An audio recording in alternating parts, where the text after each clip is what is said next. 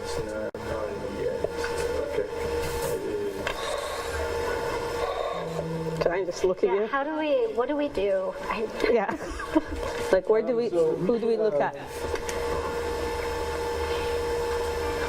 Okay, you can look at the phone, the camera. Oh, that one? Okay. You look at her or that camera right there. You zoom in on me at the beginning and then focus will tell you what to do. On the computer? I mean the camera? Okay. All right, so Miriam, you may sit there and get her. Oh, I can just talk, not look at any. Okay, can we just look at each other? Yeah. I'll just do this. And then. Talk to me, Gary. Just to you? Your audience of one person. That sounds great. 4 hours later.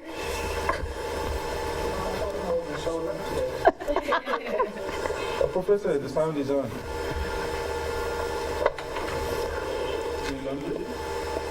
Okay. You ready? What? No. I'm just trying to look at it. I'll be here.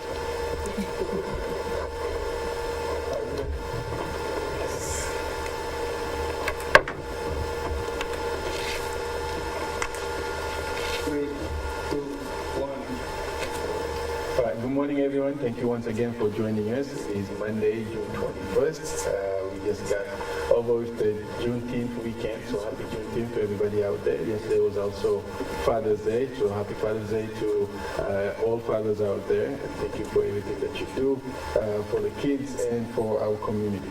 So, as I said earlier, welcome back again to another episode of your show, the ALG Weekly.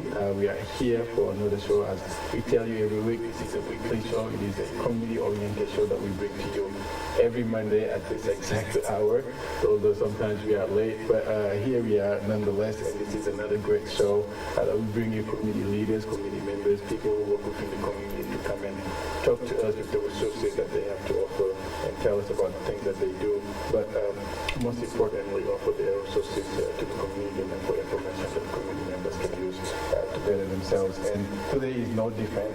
Again, this is a great show. Today we are going to be talking about mental health. As you know, July is coming up, and that is Minority Mental Health Month. And so we are getting ready for that. And today we have an amazing show. We have three amazing guests with us here. I'd say good morning to you. Good morning. Good morning. Yes, thank you for joining us on this great morning. I will start with Dr. Nini. My name is Nini. Good morning. Introduce yourself to the community. My name is Nini Ochuchum. I am originally from Ghana and I work in the mental health field. Thank you. Yeah, good morning. My name is Dr. Monica Gerber. I'm a psychologist here in the Aurora area working with diverse communities. Good morning. I'm Helena Gerber-Mikael, and I'm from Ethiopia. I work in a community mental health center in Denver. I'm a social worker. Yeah, and thank you for having us. Yeah, so thank you for joining us, and thank you for responding to this invitation.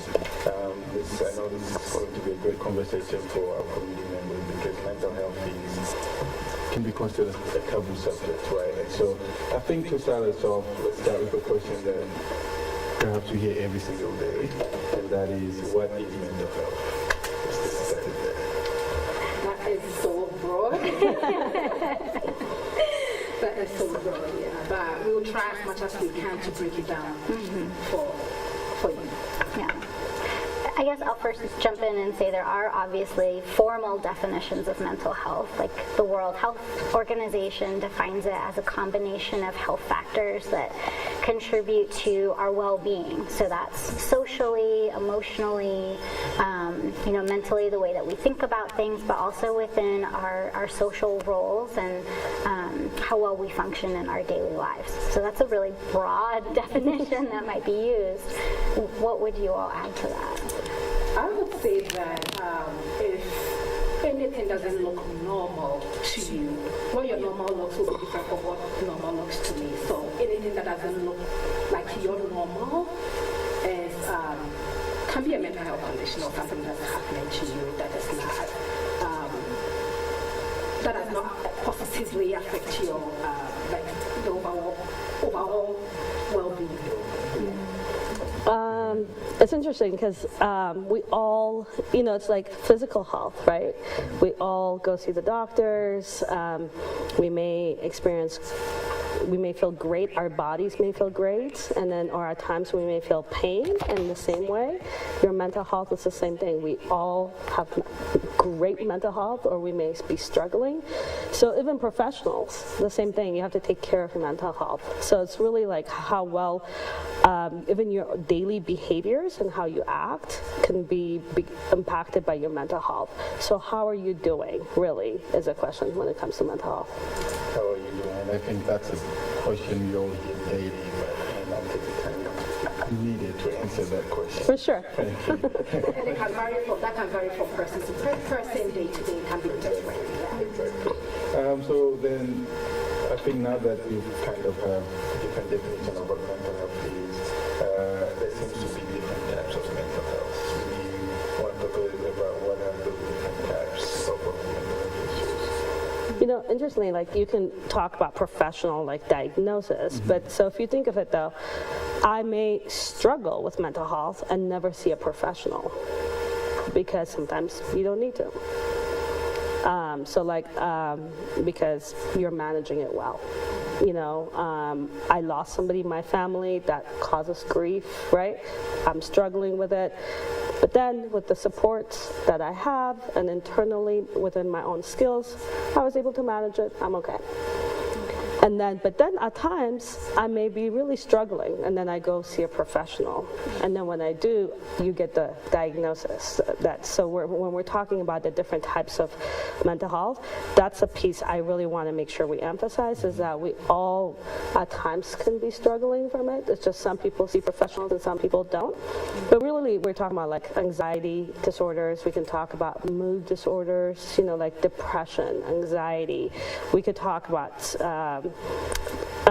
like I'm from Ethiopia, so we talk about people hearing voices. So like hallucinations, addiction, alcohol, drug use, right? Eating disorder. So there's different kinds of it, but we all are in that spectrum. You know what I mean? We all kind of play somewhere within that. We all have moments of depression. We all have moments of anxiety. I may never hear voices, but maybe somebody in my family hears voices for different reasons. And sometimes you may seek professional help, but you may not have to take medication. Someone else might have to take medication. So it's not all mental health conditions that require medication. Yeah, I think I'll just echo what both of you really are saying, is that it's on this spectrum, right? Just because I have maybe some low mood for a few weeks in a row doesn't mean that I'm going to lose touch with reality and need to be on medication for the rest of my life, or I'm somehow morally less than other people. It means that I'm experiencing a health condition that really is very normal to human experience. I think that's often so difficult about mental health, is that we attach a lot of times like morality or ethics to it, when there's so much about our mental health that we really cannot control, right? It's based in like our environment and our biology, our life circumstances. So many things contribute to our mental health that really are outside of our control. And so I think for the majority of us, just like Helena was saying, we can kind of manage it. We go through life, we have our support systems, we maybe have our cultural practices built in, and then sometimes we really need to step outside of those resources to get something new, maybe some other level of professional help. Doesn't mean it's worse. It doesn't mean that there's anything bad about that person who goes to the professional. It means they don't have the resources in their daily life to meet their needs, and so they're getting it where they can find it. I was going to add, it's interesting when we talk about mental health, at least in my experience, we say a lot of like they, they're the ones who are experiencing it, but we all experience it. And so I think that's the big piece that I want to emphasize. Yes, I think what I'm hearing is that there are many types of mental health. Some of them require a professional, others don't. Some of them require medication, others don't. But to be able to know that difference, right? Some may have to go ahead and you have to know what to look for, right? For people who may not be familiar with the topic, or perhaps haven't learned about a lot about mental health issues, what are things that people should look for, not only of the people that are close to them, but also within themselves, as to signs that they may be dealing with something that requires professional help? I'll share. So I'll share from my own experience. Even though I work in the mental health, I was, there's a motorcycle accident and I helped in that situation and I was traumatized by that. But even though I was working in the mental health, I was like, I'll be fine. I got this. And then things go by and then I was noticing like little differences. I couldn't sleep. I was struggling with sleep. But, well, sometimes we all struggle with sleep. So then I was like, it's okay. And then other things were happening. But after a little bit, I was like, hey, I'm struggling to go back to my normal. I don't feel the same. So that would be my biggest thing. And then I seeked out and got professional help because I was like, okay, I was traumatized. I had to acknowledge that. So my recommendation would be, one of the things you could look at is when there's some big difference in that person. So if it's something happened or something, you don't even remember something happening really, but you're like, hey, I've not been sleeping. Maybe I'm eating a lot or I'm eating less. But just this big change in behaviors, or I used to be very social and I'm not social anymore. So I would watch out for that and then kind of just assess things, see if you can change it yourself, and if you can't and you're really struggling, seek out help. Or start with like having conversations with family and friends and be like, hey, I'm noticing these things, what are your thoughts? And then the same thing with a family member. If you see them being very different and things are like struggling and they're struggling to like do their daily activities, struggling with relationships, all of a sudden something has happened. So ask questions. Come from a place of like, you want to hear it, you're there to support them and really be like, how are you doing? What can I do? I'll just add that sometimes these things build gradually over time, right? We might not notice that, a few weeks go by and, I really haven't left the house, or it's been several days since I've bathed or gotten decent sleep. But sometimes, these things can grow gradually over time, and it's not a clear line often between, I'm fine, and, now I need help. And so I think having a practice of sometimes just self-reflection, asking ourselves, how am I doing today? Or asking each other, how are you doing today? And being genuine with that question, not just the performative, how are you? Oh, I'm fine. How are you? Can help sort of set up those checkpoints for us to notice, you know what? I am feeling really stuck. Or you do seem to be trying a lot of things that normally have helped you in the past, but it's just not working this time around for whatever reason. And so for a lot of people, that's kind of the time when we say, maybe I'll just talk to my medical doctor and see what they think. And oftentimes that's sort of the first step for many people. If it's not maybe a religious leader, it might be a medical doctor who then says, okay, I think maybe some other treatments or other resources could be helpful as well for this. And I also add that pay attention. You know yourself. You know when things change, you will know. So just pay attention to yourself. If you're noticing anything different out of the norm for you, please talk to someone. If you're finding yourself getting angry easily, read a book, talk to someone. Don't let it go. Do not, under any circumstance, ignore any changes that you see. Pay attention. Yes, I think the biggest thing is the normal behaviors, right? Yeah. So to take time and really, as you just said, you know yourself better than anybody. And so those things that you may be struggling to do and be able to pay attention to that. But someone may say, hey, life is busy. I thought I was just doing what I needed to do to survive, right? Yeah. And so for people, because, especially when it comes to our community, right? When we say the African American community, people from different cultures, different countries, different religious beliefs, right? So for different types of people, mental illness can show up in different ways. So how can those people watch out for that? Or even, when you have somebody that you care for that maybe from different cultural background or different religious beliefs, how may you then be able to bring that suspect down? It's when you add culture to it, it's very complex, right? And especially when we're talking about African as a whole continent, each country, each tribe and all that. And then you have the family and then you have the individual and everybody's different. But what I would say, a lot of that in my experience I've seen is even physical pain. People would come and say, I have pain. They go to the doctors, they get it checked. There's nothing. Right? I still feel pain and ache somewhere. I don't feel good. They go get checked, and then they're like, "What is going on?" Because the doctor keeps telling me I'm fine. But sometimes even trauma, you experience trauma, and it shows up in the body. So, and then we're not connecting them yet. And so when people tell you I have physical pain and people and providers and experts and doctors can't find anything, I would start having conversations around mental health. That would be something. And I see it a lot in the African community where sometimes also they don't have the words to explain their mental health symptoms, but they'll say, I don't feel good. Something is not right. So you just have to be able to have those conversations and really be patient to tell, for them to tell you. But also stories are really interesting because stories, when people tell you their stories of like, hey, this is how I came to this country.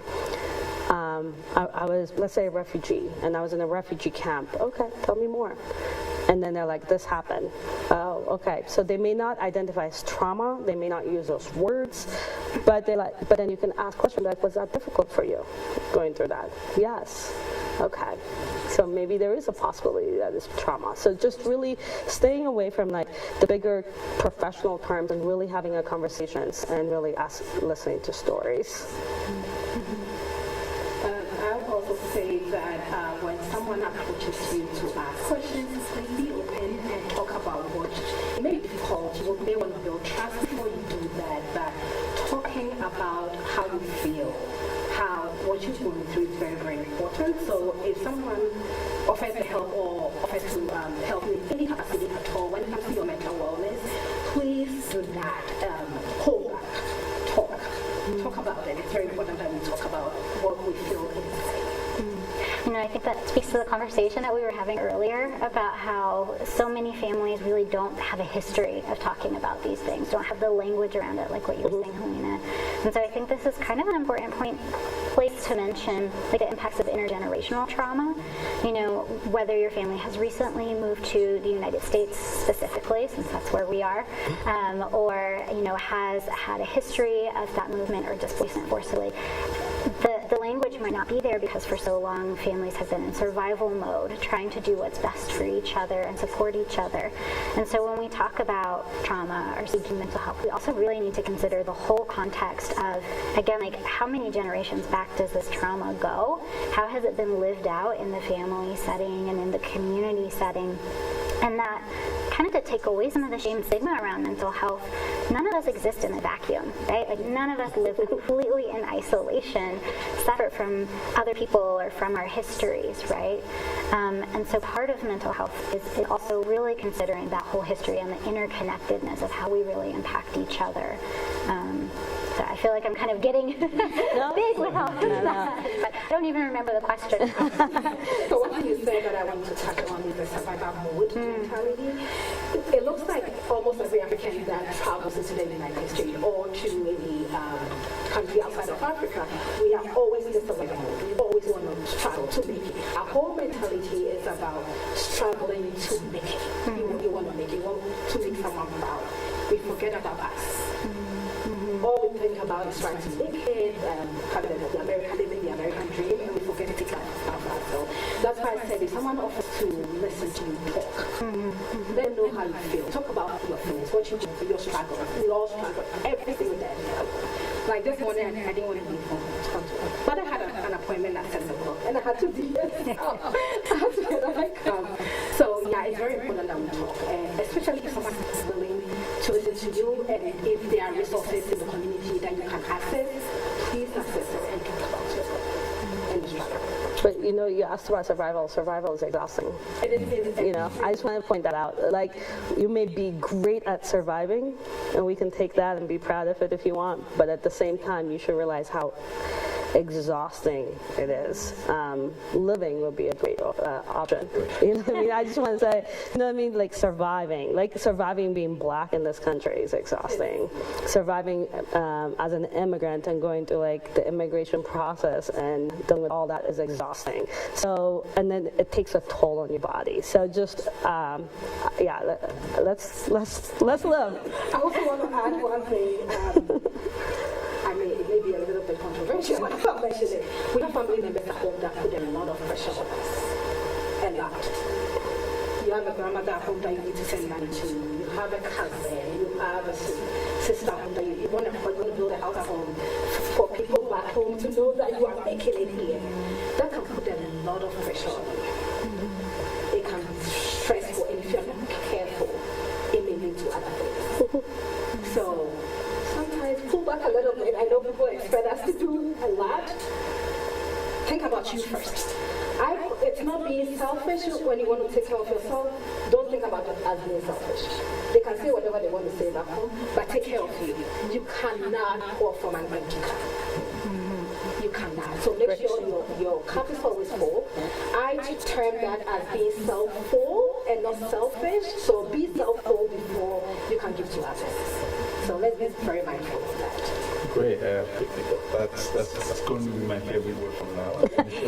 Be self-full. Be self-full and not selfish. And being self-full is knowing to take care of yourself so you can take care of the community. Knowing to take care of yourself so you can even reach out to other people. If you do not have time for yourself and you can't help yourself, there is little, if anything, that you can do for anyone else at all.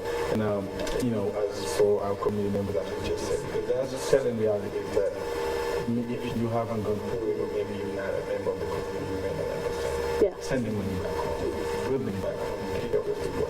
While also, some have families and trying to take care of their families and surviving here. Again, that word comes surviving. Yeah. Right. So it's really difficult, and for people who may be listening throughout the whole show that we talked about what is mental health and what are the different types and what to look out for. They may know all of this, but in their mind and maybe the community and the environment, there's still stigma around mental health. How for someone who knows all this information and knows that they're struggling, but because of the stigma that's around in their community or the environment, they may be hesitant about seeking. How do we overcome that? Stigma, oh wow, we have it, we carry it, and it's a great question. It's interesting because even from the place I work at, when like Ethiopian family members come in, a lot of people would assume that they would feel comfortable talking to me. So they're like, hey, do you want to talk to them? And I'm like quick to say, no, you don't get it, because the stigma in our community, it's sometimes easier for them to go talk to somebody outside of our community initially till they figure out, can I trust you? There's a lot of fear. But even though like there's confidentiality laws, to where like what is said in the company can't come out, it doesn't matter, right? But I would say, with the stigma piece, if you yourself want to create change, you have to be the change maker, right? So just the fact, like, with us even just sitting here and we're sharing our stories, it's very impactful, right? For the fact, like I work in mental health, and I've also sought help in mental health, and so be vulnerable, be open and sharing that. If somebody is open to getting services and help, go with them, model it for them. You go get help, go see your own doctor for medical, for physical, for well-being, do the same things. And I think slowly you can do that, but also having conversations. Monica's touching on that we don't talk about a lot of things. So family stories are really important. You learn resiliency in those stories. You learn struggle, like, oh, I didn't know we have addiction in our family. But without those stories, that doesn't come up. So I would say have those conversations and really modeling it for people by being open. I also want to add that, stigmatization around mental health is hard for us. We can't change it. But it can start with us. Let's change the narrative. You feel something doesn't look right with you, seek help. Don't worry about what the next person is going to say. You can't change what someone wants to think or how someone wants to see you. I have developed the attitude of I don't care how you look at me. I know me, I know what I want, I know where I want to get to. If things are not right with me, like I said, I'm going to be self-full. You can look at it as being selfish, that is fine, but I'm going to take care of myself. Let's develop that attitude. Let's not worry about what someone is going to think about us. I know it's easier said than done, but it can be done. It starts with just one day at a time. Take it one day at a time. Think about it. It's in segments. Take it little by little. If you have to break down the day in 2 hours, do that. If you have to break it into minutes, do that. But take care of you. Don't think about what the next person is going to say. Don't think about what the community is going to say. At the end of the day, it's you and what you want. How do you take care of you?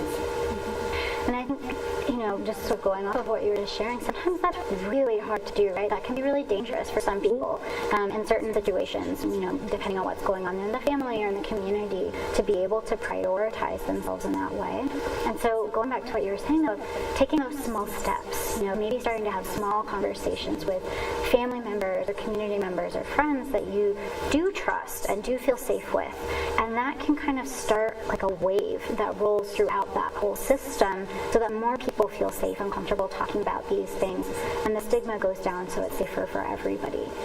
The other thing I want to say too is that there's a lot on the institutions that promote stigma, and I think we'll get into that a little bit more later, but especially in this country, a lot of the systems we have set up to take care of our mental health really have been very oppressive for the majority of racial groups in this country, and that contributes to the stigma. So it's not just within the individual's responsibility, it's also on the institutions, on the systems, on white Americans like myself who work within these institutions, to work on making mental health care much safer and more accessible. And sometimes, maybe I'm going too far off here, but the way that we do mental health in this country is often very sterile, and here's this book, we have to do it this way. And I'm so grateful that there's a growing movement within our field to kind of put that aside and really sit with people and be with people to see what really works, versus sort of the rules that we have within this medical model.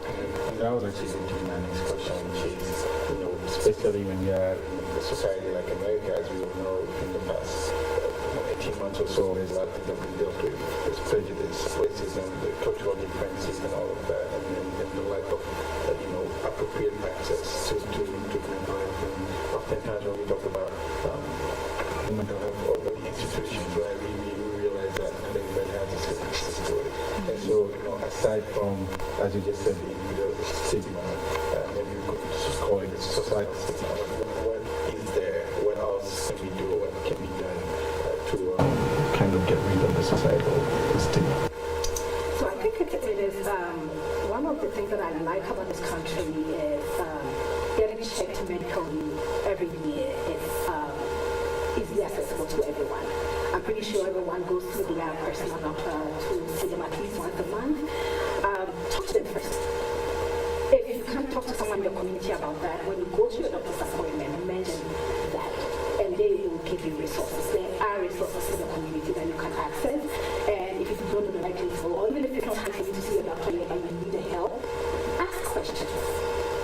Ask questions.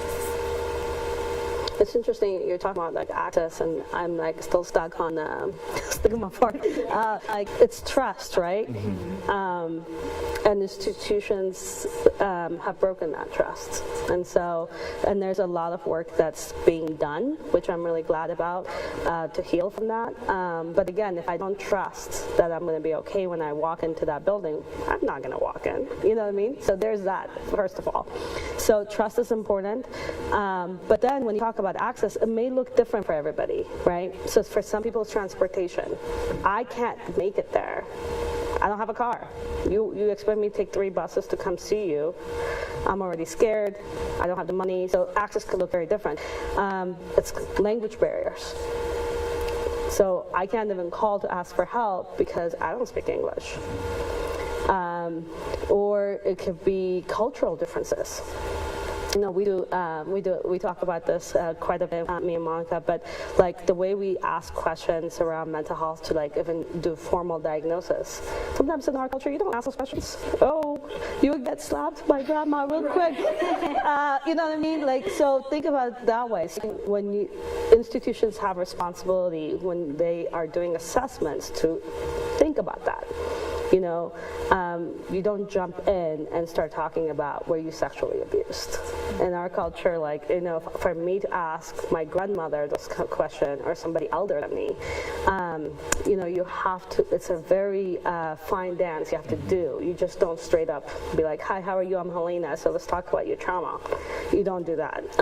So really, I would say access looks different, but for sure language barriers, cultural differences, transportation, just even knowing basic information, like if somebody's comfortable with computers and searching up, what do I search? Right? So like I would say community mental health centers, those are great words to start with.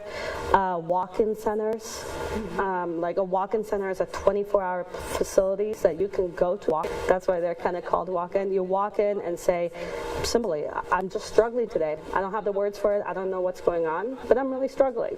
And their job is to kind of have those conversations with you and kind of figure that out. So walk-in centers, community mental health centers, and then, you know, start with those kind of things, but access looks very different. If language is a barrier, call it your family friend, you know, help them out. Even just the initial call, just enough to tell those corporations and be like, hey, they speak this language, can you find somebody that can help them?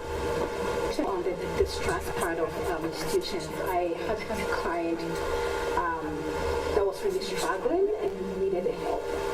But a family member she called told her that when she calls to seek for help, we will take her to the hospital and get her institution. We don't do that. Unless there's the need for us to, we do not do that. So please seek help when we need it. We don't just hospitalize people. We do it when it's absolutely necessary. Yeah, that's such an important point because, again, thinking about the history of racism within this country, oftentimes mental health care has been leveraged to damage people, to institutionalize people in the past, or, you know, there's this whole horrible history of psychology doing terrible things to Black communities for the sake of science or for the sake of knowing, and that history is embedded within communities here. And I think right now the mental health community is finally starting to reckon with that history, but it's not going to happen overnight. And so I, you know, always encourage consumers, like the client, to do what they can to put that responsibility on the providers, right? It's the provider's responsibility to learn how to work cross-culturally. It's the institution's responsibility to adapt care to meet the varying needs. And so, you know, adding to what Helena said about some ways to just sort of search online for resources, you know, if you do have the comfort level of sort of interviewing your provider, I always recommend that if you're going in for some kind of mental health services, interview that provider or institution so that you can feel safe. Asking questions like, how do you think racism and oppression impact mental health? You know, what have you done as a mental health provider to educate yourself on my cultural background? What's your experience working with people from my racial identity? Asking questions like that, and you can kind of Google questions for BIPOC, you know, people to ask their therapists. That helps take back a little bit of that power, I think, and gives you the reins or the control around the safety of that situation, so that if that place is not answering those questions well, walk away and find a place like a community mental health center, or maybe connecting with like African Leadership Group, or, you know, other groups that can help connect you to someone that can be a safe space, so that that lack of cultural awareness and responsiveness and humility is not a barrier. But when you, if I may add, when you're asking about access, it's also the fact, like, if as in racial trauma, racial stress really impacts things. So like when you're seeking providers, that provider should have an understanding of racial trauma, right? Racial stress. And then when we're talking about immigrants, right? How I immigrated to this country, if you take the time to ask people that question itself, you'll learn so much. The resilient stories, who's in that person's life that's supportive? Was there addiction? Was there fear? Was there, trauma? But I mean, so when you're asking those questions, really, you need to talk about where they came from, how was life there, who was in your life, how are things, and then as you're moving, what does movement look like? We all came different way. I've never even asked Mimi how she came here, but like we all came different ways. Some of us came for school, some of us was a refugee status, some was an asylee, some had a family member or they got married and came, but everybody has different story, and in that you'll hear such beautiful stories, but you can learn a lot. So providers really need to be asking those questions. And then when you came here, how was that for you? Learning new language or staying or going to school. Like, how did you feel when you were seeing a doctor and they're asking you identify from all these gender roles, So yeah, access looks very different, but go ahead. Sorry. Can I also add something? We're all getting passionate. So back when I realized I cannot ask your doctor questions. So you just go sit there, you present your problem, and they tell you what is wrong with you, and tell you what medication will work for you, and that's it. End of story. But here you can ask questions. So please ask. Yes. And if it doesn't feel right, the environment doesn't feel right to you, you don't get a good vibe with the provider, you don't have to continue that relationship. You can say no. You can say, that medication, I'm not going to take that one. I'm open to another one, not that one. Exactly. So ask questions. Yes. Ask away. If they're not answering your questions, you don't feel comfortable, find a different provider. Yeah. That's like one of the things that's so beautiful about mental health care really is that it is a partnership. Yes, the provider has like these expertise and this knowledge, but we can't do our jobs without knowing you, without your input and what's important to you. And so if you don't ask the questions or if you don't say, oh, that doesn't sit right with me, it's not going to work best for you. Like it's not going to be what you need. It really does need to be a collaboration that you feel safe about. Yeah, so see yourself as a vehicle and you are the driver. I mean, there's a vehicle, you are the driver. So your mental health condition or whatever you're going through is your vehicle and you are the driver. So go in the direction that you want to go. Don't let anyone distract you on how to get there. Go in that same direction. And your provider is there to guide you on that path. So I think as we talk about access to mental health and the trust, so I think one of the questions that comes to mind is, sometimes trust could be as simple as seeing somebody that looks like you, right? Sure. So what does representation look like within you? It's limited. Can I just say that? And I'm being very generous. Yes. Thinking, can I go find a provider that's from Africa? I wanted one. Wow. Number. That's a hard one. So, it's very limited. But I think it's really important, and I always say, just even when you walk in seeing somebody who looks like you, like you're like, oh, there's another black person. Okay. Gives you a little bit of safety. And then somebody from the continent of Africa, even that's impactful. And then, maybe even somebody who speaks your language, right?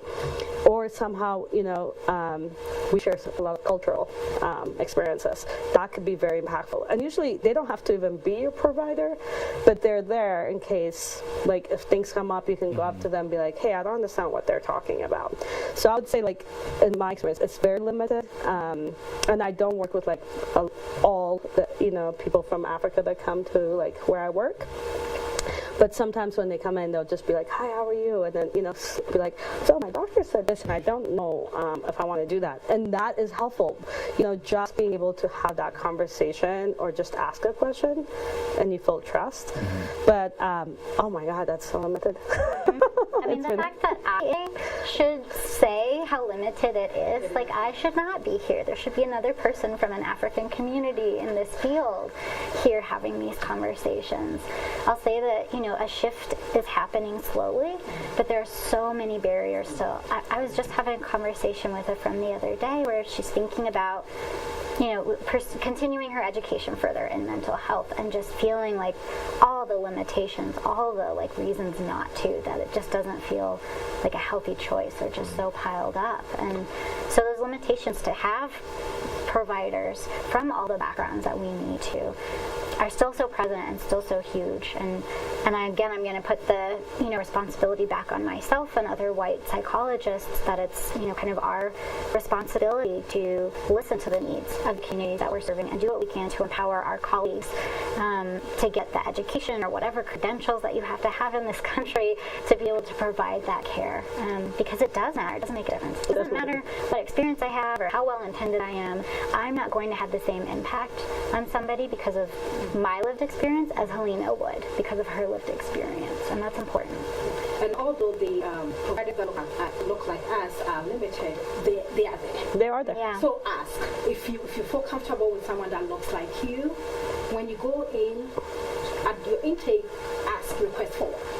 And if the organization will do whatever they can to find one that looks like you for you. So ask. And if they don't, try to find another organization. Go somewhere else. Yeah. But also think of it how, I would say think of service as different. Like, so you may walk in and somebody may say, okay, you need therapy. We're recommending you to see a therapist. That looks like you. Okay, that's fine, right? But maybe there's somebody who looks like you and they do a different kind of role. So then you can say, can I work with them? What do they do? You know what I mean? And maybe they're not professionally licensed or whatever therapist, but maybe they're a case manager and they do different roles, but they could still be very impactful in your life. So then you could say, I'm willing to work with them and see where I go in that journey. And maybe later I might be open to a therapist, but really, yeah, do it, make it work how you want it to make it work.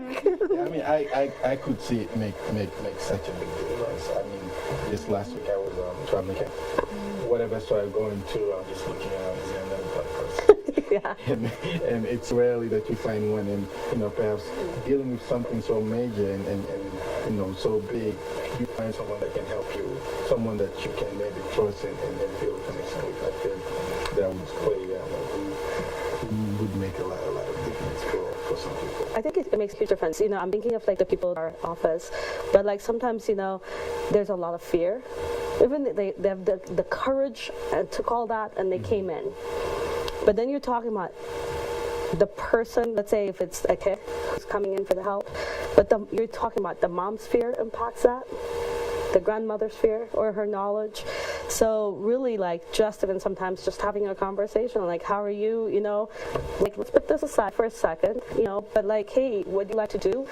And really bonding in that and having that rapport slowly and then explaining processes. I think institutions have a responsibility to slow down and really explain things instead of jumping in, because it takes courage for people to come in.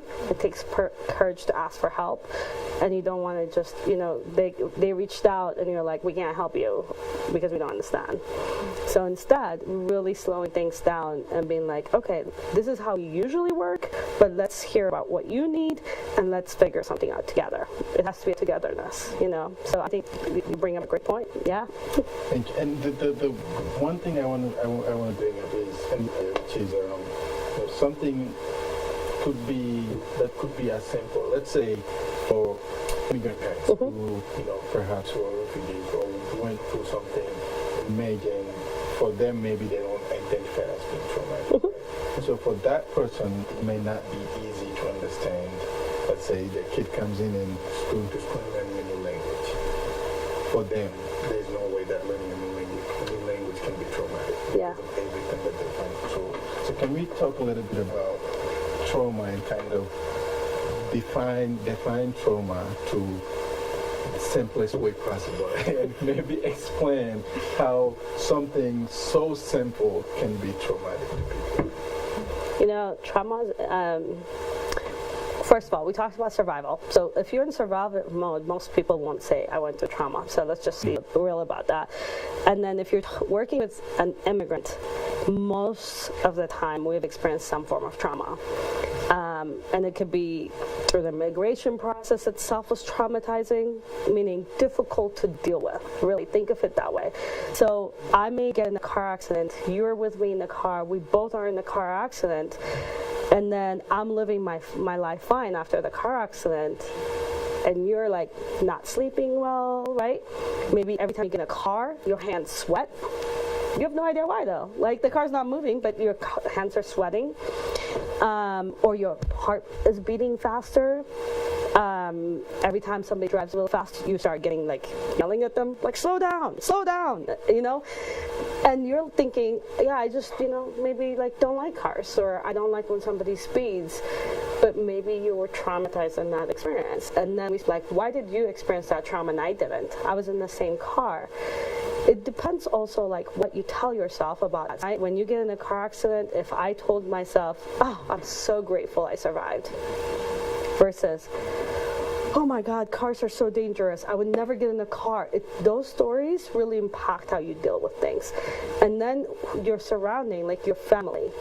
You go and you're like, I was in a car accident, and they were supportive. Hey, what happened? How can we help? That can change things versus like, we don't care. You're on your own.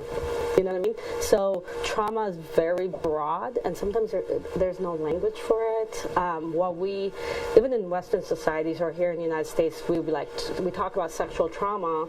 In some families, I was raped. My mother was raped. You know, my grandmother was raped. That's where we think of it as normal. I don't know what you're talking about, but that's what happens here.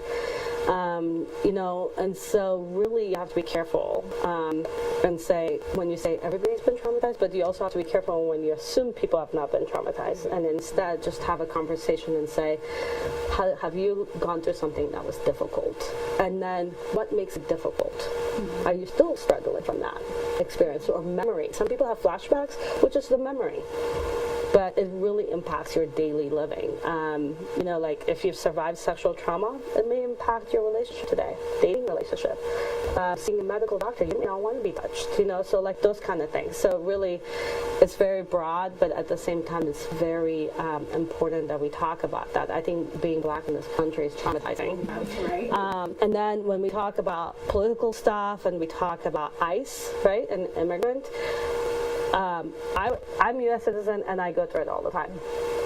To where when things were happening, I was like, do I have my passport? Like, do I have to prove that? You know, like, these are trauma responses where you start extremely worrying about things, extreme worry. I have 2 boys, and I'm an immigrant, and now they're here. They're 2 Black boys, you know, teenage boys.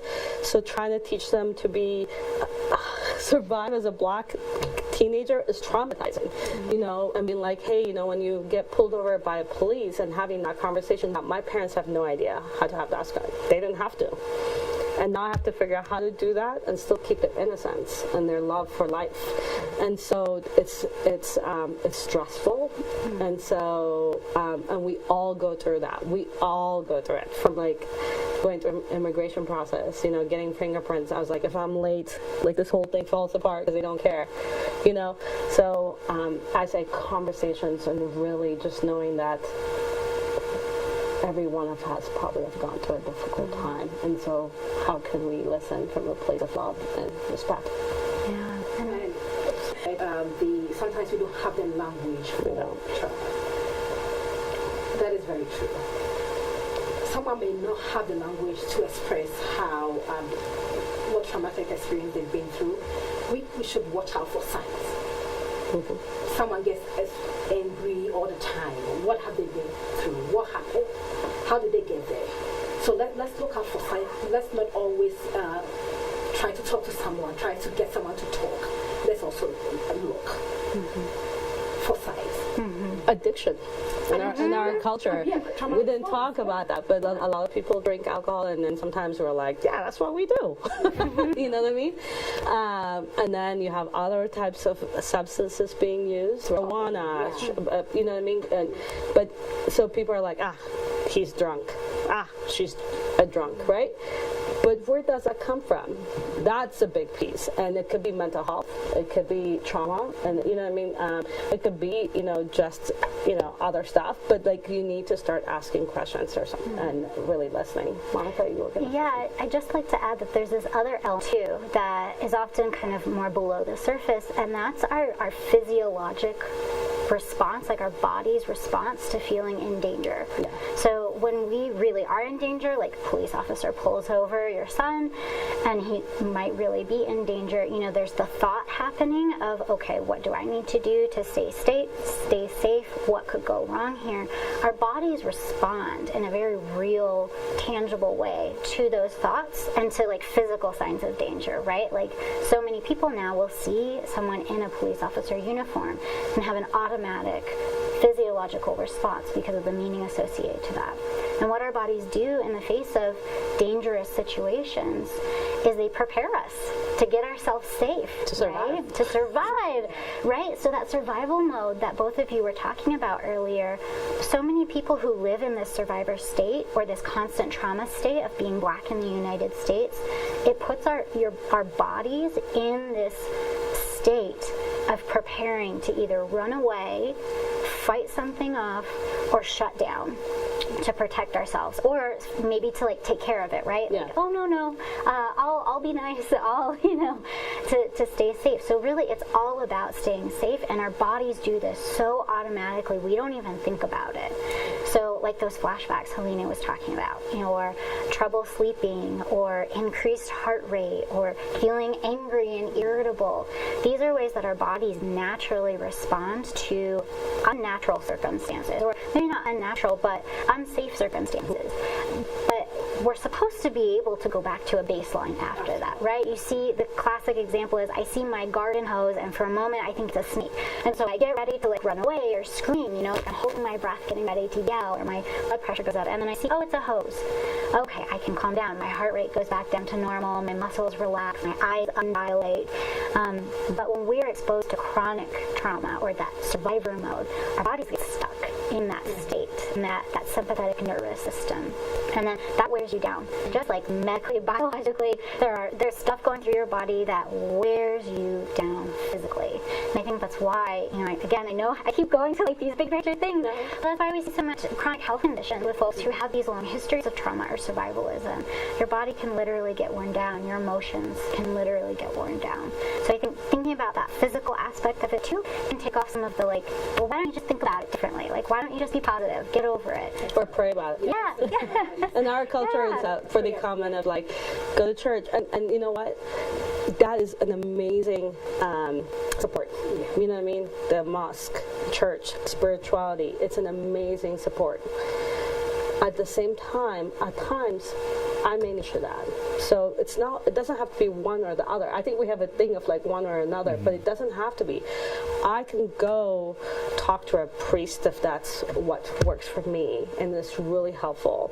And then if it's not helping, or like it's helped as much as it can, and I need something a little bit more extra, it's like seasoning, I need a little extra salt in my, you know, then I may go seek somebody else, and then still navigate culturally, you know, those things. So yeah, for sure. But I think in our culture we tend to be say, well, they need the holy water, you know, or they need, we just need to pray about them. They also need friends. They need love. They need support. They need conversations. And then go with them. Like seriously model it for them. You share your own struggles. You share your own resiliency, and go with them. Be like, you know what? Let's make it a family event. I'm gonna schedule my doctor appointment. Have you? You need to do that. Let's do that. You know.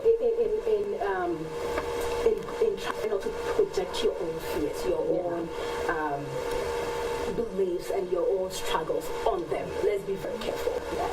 So I think, and there's one thing that we've talked about a lot, and that is going to the doctor. Right? Yeah. And some of us do it on a yearly basis, some of us do. But there's a lot of community members who don't ever go to the doctor. Yep. Years and years. I talk to some people, I haven't been to the doctor in 5 years. Oh, I'm always feeling good. I don't have anything. So how can we stress the importance of going and getting checked out? Because as you were saying earlier, we have, and this may be cultural or even religious, right? People, even just going to the doctor, there's still a stigma to that, and we always think that if someone is going to the doctor, they may be sick, right? And as you were saying earlier, the same associated with not just mental health, but any kind of health difficulty within the communities or sometimes culture or the environment that people may be in. How can we stress the importance of just going and getting checked out? say that even if you think you're feeling okay, book appointment, go talk to your doctor. Just have a normal conversation. You just never know what will happen. So even if you don't trust them or you feel you don't have a need to go, don't wait 3 years until something bad happens or you feel seriously ill before you go. You can get an appointment to just go to your doctor. You just never know what will happen.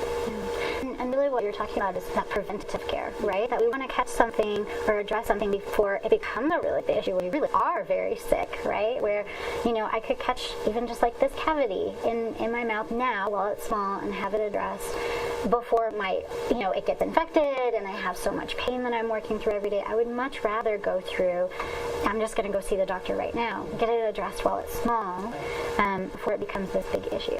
And, there are all those questions around access as well, like how easy is it to say, well, I'm doing fine, so why would I go to a doctor if I'm feeling fine? But I think, again, having those conversations about how important prevention can be and kind of getting into some of those habits of prevention for yourself, but also because your health affects the people around you, right? Like my health affects the people that I love. If I'm not in good health, I can't show up for them in the same way that I want to, right? That self-full. Yeah, I think a lot of it comes down to that, right? I was thinking of and I agree with you. There a group, there's a lot of people they won't go see anybody, or even if they do, and whatever recommendation is made, they may not listen to any of it. I just said I was going to go see them. I didn't say I was going to do what they said. That's another conversation. But I would just say, it's really interesting culturally. In my experience in America, people tend to have relationship with their providers, like conversations, and you can go in and be like, how's your day, how's your family, and those kind of conversations. And then in other cultures, you're seeking this professional. You walk in very serious and they just check things and they ask you things. And I kind of like this side of the things of where I want to have a relationship with my doctor, just a daily conversation. Yeah, you are my doctor, but guess what? Having kids impacts my life, And so let's talk about that. Like, how are you? I'm good, but my kid is struggling. Like that, let's talk about it. So relationship. So even if there's nothing wrong for prevention, I think you should go. I would say once in a while, go get checked. It helps you also keep that relationship going. So when things difficult come up, you can talk with that person. If you don't see that person for 4 or 5 years, it's really hard to come up and be like, guess what? There's this thing I want to talk to you about, but in my culture we don't talk about. Then it's also stigma, and it becomes really. So just to keep that relationship even going, go see them once in a while. I highly recommend it. It's also there's things that you can't see. Broken arm you can see, and then you can go in. But there's things internally, physically also, and mentally that you can't see. But sometimes we just need a little help with. And so I would say, go for it. We all do. Go for it. I think this brings us to the end of our conversation. It's been a great hour of conversation. I hope everybody out there learned as much as I did. And she will try to diagnose me before we do. I'll diagnose you with stress currently for having to put up with us. Yes, thank you for having us. Thank you for joining us. Is there anything that maybe I haven't touched on that you'd like to talk about, or any last words, any last resources you want to say? Yeah, I think I'll just echo what we've been saying this whole time of just start having conversations with each other. It's oftentimes scarier in our minds than how it is in reality. It's usually much easier to have a conversation with someone we already trust than we make out to be sometimes. And so conversations going with people you trust. And thank you for having me here today. And I will also add that it's okay to seek help. If you feel something is not right, seek help. Talk to someone. I would say, wow, that's just one thing? It could be 2 things or 3. No, I'm just joking. I'll say conversations. Stories are really important. So if you're a mother, grandmother, grandfather, share your stories. Your life experience. It's very important for health that we learn our parents' health and our grandparents. So even just like diabetes. Is there diabetes in my family? Those are very important conversations to have. So share your stories. Listen, but like when we're asking questions, our children sometimes challenge us. You know, they've learned different things in this country. So when they bring that up, we get defensive because we don't talk about that or something. So I would say try to, you know, notice that when you're like, oh, no, we don't talk about that. Just put that aside, and be like, okay, I'm here. What's up? Let's talk about it. So really just have this conversation from an openness and a place of love, and then, you know, build relationship with providers. They're human just like you know. So that would be mine. Just one more quick thing. Is that suffering is part of the human experience, right? Like nobody is ever 100% happy 100% of the time. Suffering is part of being human. And so, you know, and it's relative too, right? I can't tell you your pain isn't real because I'm not the one experiencing it. So thinking about parent and child relationships with each other. I know so many parents have been through so many things that's surviving, and kids are bringing up different issues these days. Still listen to them. Their suffering is still valid, even if it's not the same thing that you've experienced. Okay. That was what I was going to ask. So that means it's your floor. Okay. Thank you. But thank you very much for having us. Well, Thank yes, you. thank you all for joining us today. And I think the word of the day, be self-ful. Be self-ful, be self-ful. And I think as Dr. Monica said, you know, your health and affects the people that are around you. And oftentimes, you know, within our environment and maybe the culture that we came from, we are so much into helping other people or providing for people back home, all that. But it's important to remember that, again, be self-ful. You cannot pour from an empty cup. I'm sorry, I haven't had enough coffee today. But yes, so thank you so much for joining us. Again, we have events this whole week. We have our legal clinic today. That's a free legal clinic so for any community members or anyone out there who's dealing with legal issues, maybe immigration or family law, business, whatever it is. We have our team of lawyers coming in tonight. That is from 5 to 6:30, 5 to 6:30. So if you can make that come in and have conversation, a one-on-one conversation with our legal, with our legal team of experts for free. Also tomorrow we are having our public speaking graduation for class 9, and so this is public speaking class cohort 9 that is graduating tomorrow. Again, we're excited to be able to graduate another group of community leaders. So these are people who are now ready to go out there for the public, advocate for the community, represent the community, and be able to be at the table. Because again, as we say, if you're not at the table, then you're on the menu, and we'd rather be at the table and be able to advocate for our community members. On Wednesday, we have a whole day event, and that's an open house here at the ALG offices.